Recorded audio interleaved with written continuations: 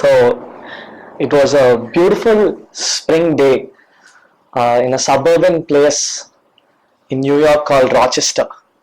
Uh, so a 37-year-old man who was living in the second floor of his mom's apartment walks down the stairs and fires off 3 rounds of shots, killing his own mother, the handyman who was helping clean the glass, and almost critically wounding his stepfather. He walks off the house. He walks towards a local bank that was nearby, and on the way, he randomly shoots up two strangers who are walking by, walks into the bank, holds about 19 people there hostage, and immediately, as soon as he takes the bank hostage, all the best hostage negotiators in the world, in America at that time, who were based on properly documented behavioral science, understanding with scores of years of experience with negotiating with kidnappers and war criminals and terrorists and the Al-Qaeda. So these folks were lined up to help save these 19 people, and they had a lot of experience and they knew a lot. Man's name was William Griffin. William Griffin asked the manager of the bank to call up the hostage negotiators and tell them this: you have time till 3 p.m. where the police will come into the bank and have a direct shoot off with me, and only then, and only if you do that, can you save these hostages. And he hangs up the phone.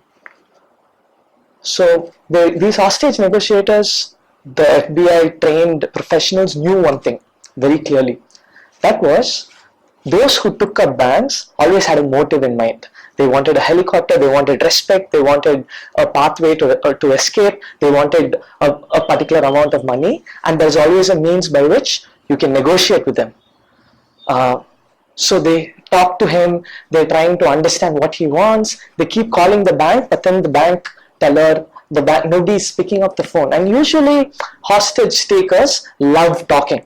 They like talking, they like expressing what they want, and they feel in control when they're saying things they want and another person is listening. And that's where you tip the balance. You listen very consciously and you try to understand what they want, and as soon as you figure out what you want, you actually can take power over the conversation. It's practically and theoretically possible. So they're trying to do that, and they know for certain if he does shoot any of the hostages, he is going to get in trouble, and they know that he also knows. So they would take it for granted that a person who's taking a bank hostage is not going to shoot up the hostages. He's going to ask for something. We just have to figure out what it is. At 3 p.m. exactly, he sends a young woman towards the door of the bank, which was a glass door, and the woman starts telling William Griffin about how she was a young mother, and she was a single mother, and she had 2 children, which he probably did not care to hear. And he fires 3 rounds at her. The glass there shatters, the bullets go through her spine, almost splitting her into 2. She falls off the other side of the glass, and he walks towards the door where he knew that there would be snipers waiting to shoot him. He gets shot by a sniper and he dies. The hostage negotiators were taken aback. They didn't know what was going on. Why would a hostage taker do something like that? It was the first ever instance in recorded history of suicide by cop. The man's intention was to kill himself, and he wanted to do it by getting into a confrontation with cops. So that's when they noticed a cop had walked into the room while they were negotiating with him, and they had talked about how a couple of blocks away 2 pedestrians had been murdered at the same time, and about how somebody in a home nearby also were killed. And the professional FBI hostage negotiator was like, why is this relevant? Why do we have to have a conversation about this? right? So let me focus on this guy. We know how to deal with hostage negotiators.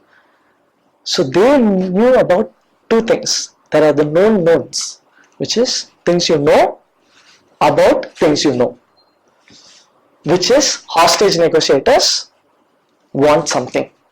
You know that hostage negotiators want something. And there is the known unknown, which is what does this hostage negotiator particularly wants. But then there is something else. It's called the unknown unknown. Nassim Taleb talks about this in his book called The Black Swan.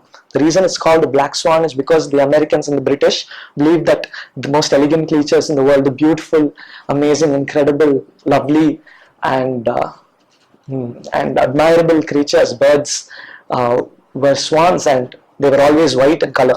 Until a British expeditioner went to the western side of Australia and for the first time in his life spotted a black swan.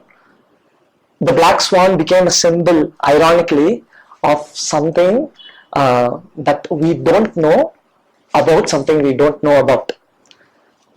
So the unknown unknown here was that there is an exceptional case which often occurs, something that has never occurred in the past, something that you can never ever predict, that is going to change events drastically. And one thing that they could have, if they had just known that there's a possibility of the existence of something that you can never know, they could have just directly walked into the bank and given the hostage taker what he wanted, which was his own death, and saved thereby this young woman's life. Right? It's the unknown unknown, or the black swan. In every single day, especially in the field we engage in, there are black swans. We know that if we tell a troublesome kid's parent that this kid is being bonkers, very troublesome in class, he's not letting you teach class, the parents are going to reprimand him using some form of physical violence. That's something you know. You also know how the kid is going to react the next day. And you don't know, perhaps, exactly how the kid is going to react the next day, and that's a known unknown. But sometimes what happens is you tell the father of one of your favorite kids in class, one of the brightest, sweetest, most hardworking kids in class, you tell the father, he's such a sweet kid, he writes so fast, he's so helpful, but the only thing that makes me feel sad is that he's very sensitive, so he gets in fights with his friends and he doesn't talk to them. And he looks sad in class, and which makes me sad too. So if you can just talk to him about, like, it's okay to have these petty fights in class and you can make friends with them, it really doesn't matter. If you can just give him some advice, it'd be really great, because I want to see your son happy in my class because such a wonderful kid. And the father responds to that using the most brutal form of violence ever, because he believes, despite the fact that you tell him all these wonderful things about his son, the only thing he hears is that this kid is causing distress to the teacher. It's an unknown unknown, something that you never know, you don't see coming. So that's one case, right? It's case number one. Why it's a good idea to spot these little nuances.